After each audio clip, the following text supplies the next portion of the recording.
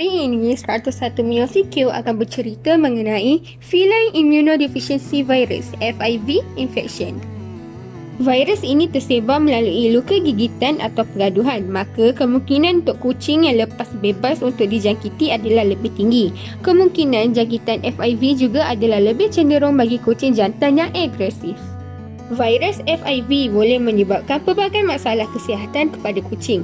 Virus ini menjejaskan sistem imun yang akan mengakibatkan badan kucing hilang keupayaan untuk melawan jangkitan penyakit. Antara simptom FIV ialah pembesaran not limfa dan demam, kondisi badan yang tidak baik yang berterusan, penurunan selera makan, radang gusi, cirit-birit yang berterusan, pelbagai kondisi penyakit mata dan banyak lagi. Bagi mengesan penyakit ini, ujian darah mestilah dilakukan pada kucing tersebut.